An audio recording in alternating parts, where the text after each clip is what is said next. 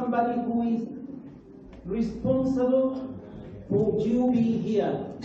I will not be able to invite all of you without the commitment, the contribution, the hard work, the discipline of somebody who has and continues giving a lot of his time, or all his time, fighting against racism. I'm referring to my colleague, Richard Rose.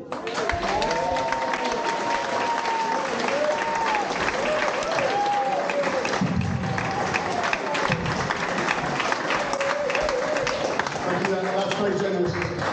I'm here actually to introduce the next performer, and I'm very, very proud to introduce Patrick Jones. I've known Patrick since 1991. We met through a mutual love of music, poetry, and politics, left-wing politics, and we've been friends ever since. I'm glad to say, in that time since 1991, he inspired me to set up a little music fanzine, which has developed into a record label. We've put on gigs across the road and so on. But in that time since then, he's put out, I think, like 10 volumes of poetry, 4 plays, several films, lots of videos, music videos, and not only that, he's also done brilliantly worthwhile things like mentoring kids in school, encouraging reluctant writers, bringing out people's abilities and talents. And as well as that, he's also always politically active on the correct side. He's a patron of Swansea Stand Up to Racism, and if we ever get in a tricky situation and we need someone to put their neck on the line and to come out and give us a quote or to get people organised, we can rely 100% on Patrick, so I really appreciate that. Particularly, I don't know, Jeremy mentioned it a little bit, with what's going on in Llanelli, and if it's all right, I'm going to talk for 1 minute about what's going on in Llanelli, because it's very important that people know. In Llanelli, refugees are going to be moved into a local hotel. The far right, fueled by the bile from the Westminster government, have objected, and they've whipped up this really horrible maelstrom of hate and disgusting behaviour. Perhaps, I've been an anti-racist for, I don't know, 45 years. It's been some of the most scary behaviour I've witnessed, standing in Llanelli, seeing 300 locals standing alongside out-and-out fascists. And I mean out-and-out fascists, people who belong to groups like Patriotic Alternative, Voice of Wales, Britain First. And they're normal, everyday people standing alongside them, people such as teachers, or I'm embarrassed to say firefighters, the head teacher there, and nurses. It really, the narrative there needs to be shifted, and it is starting to shift, and that's thanks to the small and incredibly brave and wonderfully brilliant Stand Up to Racism group in Llanelli.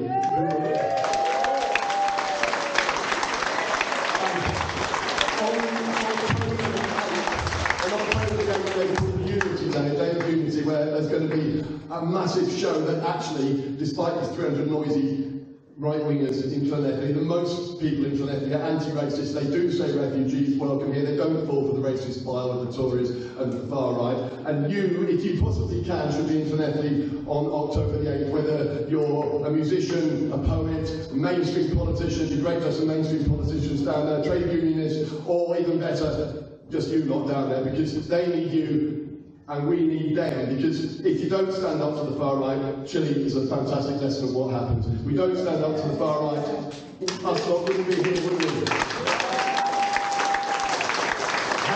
How many people sitting in this hall would be locked up or be murdered if the far right took power?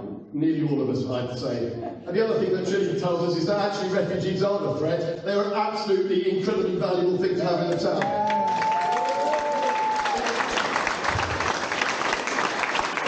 Refugees don't detract from a town or a country or a nation, they add to it. They make it richer, far more exciting, far more vibrant, as we say in this family show. Yeah.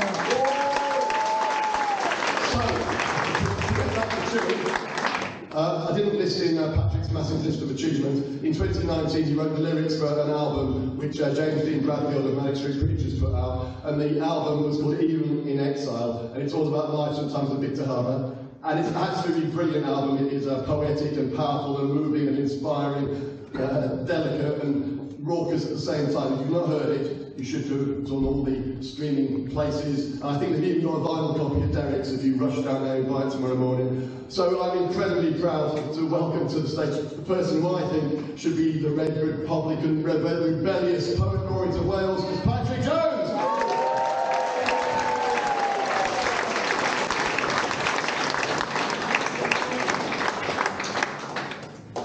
very much. David Ewan, what a hard act to follow for a poet. But I can share 2 poems and just 2 lyrics from the album. James couldn't be with me. That would have been absolutely marvellous for him to perform those a few songs. I'm going to start off with a poem because there's been some fantastic, brave quotes today about what Wales is as a nation of sanctuary. Let's see what the last is. And this poem I wrote a few years ago against the Farage, the Daily Mail, the David Davis's narrative of refugees and asylum seekers. And I found this quote of what a Foreign Office memos in 1973 said. It wasn't released until 3 decades after 1973. It said, from the Tory government, it is intended to keep the number of refugees to a very small number, and if our criteria are not fully met, we may accept none of them, with regards to Chile. Not released till 30 years later.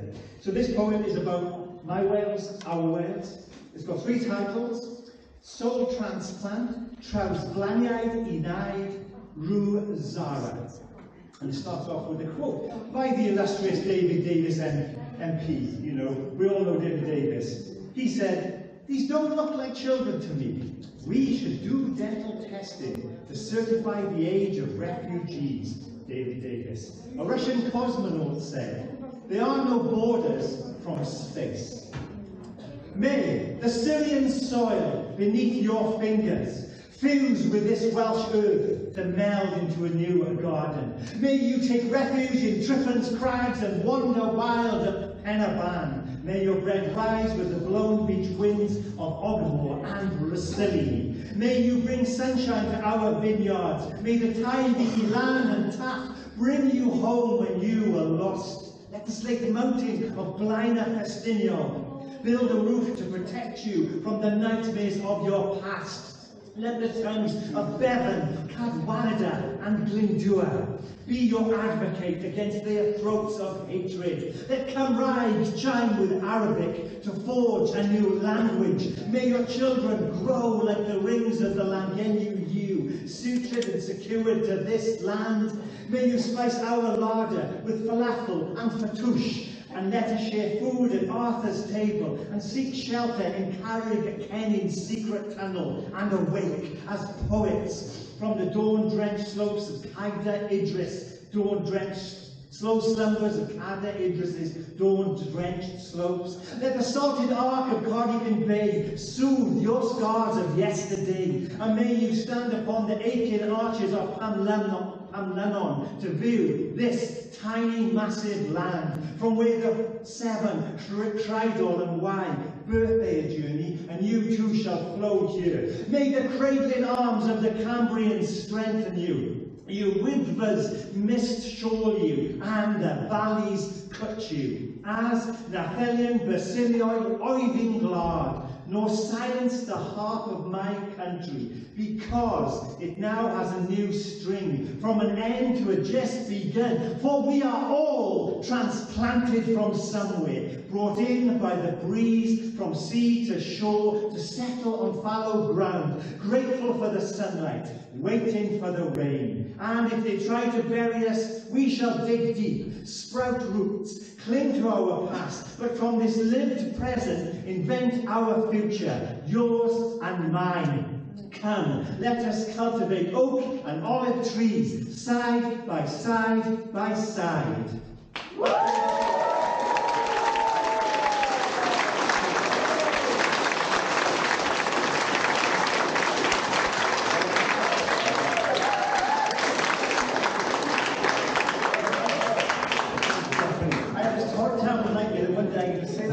David Davis, and he's going to appear and think I'm quoting him for the love of it. It's the opposite.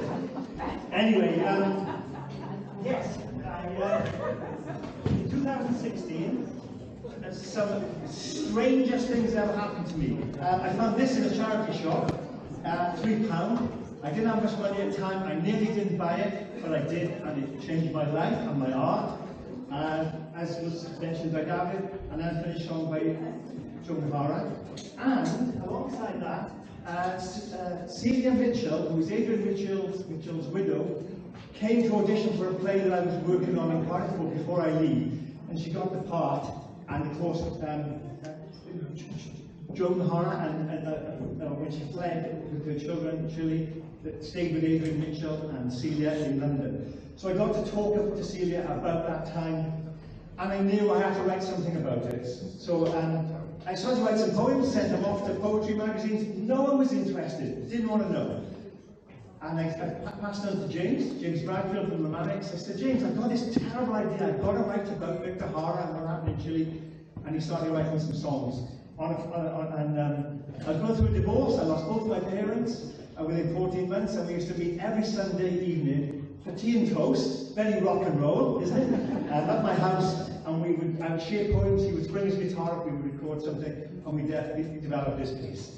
I'm going to read two lyrics from it. I wish I could sing. I wish I could play guitar like that, but I can't. So I'm just going to read them. So it's a little bit like a plane, perhaps without its wings. But I'm just going to share two of the lyrics from the album.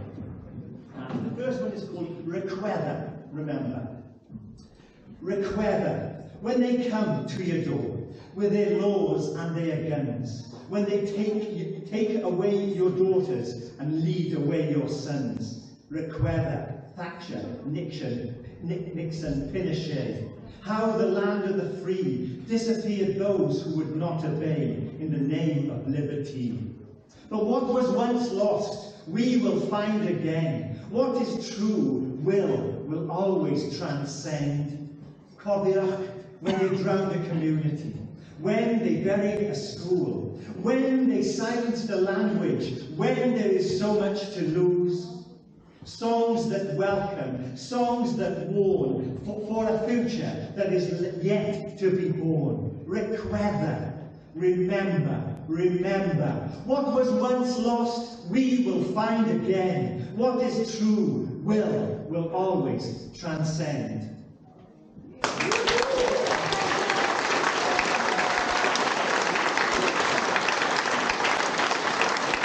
It's a much better song in the sense of and then this song is called The Last Song, and it was based after reading about what happened to Victor Hara and his last writing at the stadium, which I got the end of, which he said, "What I see, I have never seen. What I have felt and what I feel will give birth to the moment." That was his last ever words. And this song is about that, and about how his songs and his words, as we found out tonight, still live on and still inspire. The last song. Bondage citizens make the best revolutions, asking questions the deepest answer. The blood shall paint our protest. But untie the noose. Here is the ladder. One step at a time, be unafraid to climb. They took your hands, but they could not silence your tongue. The darkest night, the last song. So the wounds purify, our purpose is to unify. We fell between dialects and time, but like pilgrims, we will find. So untie the noose. Here is the ladder. One step at a time, be unafraid to climb. They took your hands, but they could not silence your tongue. The darkest night, the last song. Thank you.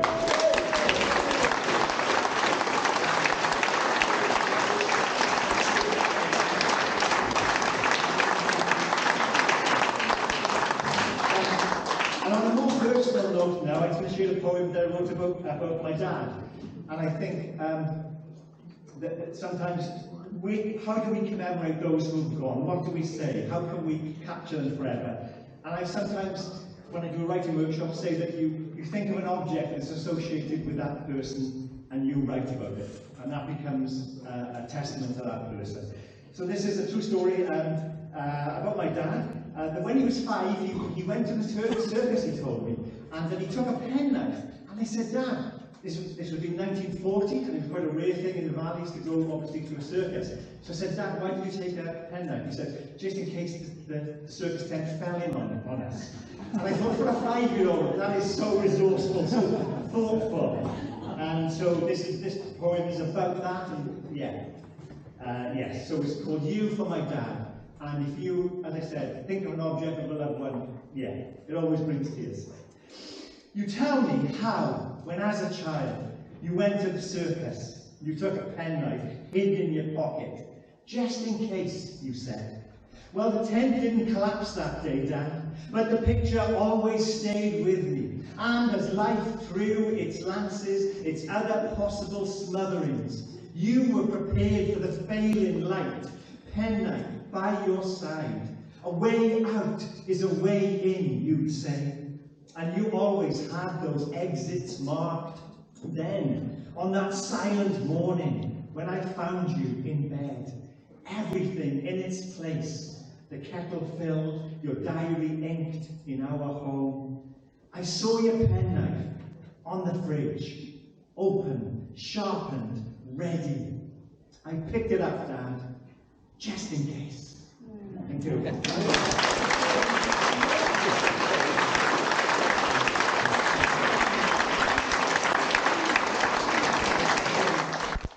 If you want to, all it is one word, repeated 3 times, if you wish. The word is we, and it's right at the end of the poem, and there's no obligation if you don't. So it's a poem called Solidarity and Hope. It's called Bring It Back Home. It starts off with a quote by the great Persian poet Rumi. I think about 900 years ago he wrote this.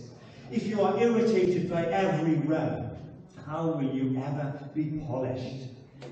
And I think the Chilean people have been put up with so many rubs in their life, but they are still polished. So this is called Bring It Back Home. Where there is bile, return to lullaby. When they are fists, hold fast to flowers. When they throw you chains, knit a shawl. If it rains tongues of nails, become a hammer. When they staple our mouths shut, strum guitars. When they ask for selfishness, stand in solidarity. When they scream for death, scatter sunflower seeds. If they bring starvation, make a soup from your memories. As they sell us perfection, make a crack. When they build their walls, design our doors. When they preach their paradises, find it cheer inside. And as they bellow, me, me, me. Whisper golden lead,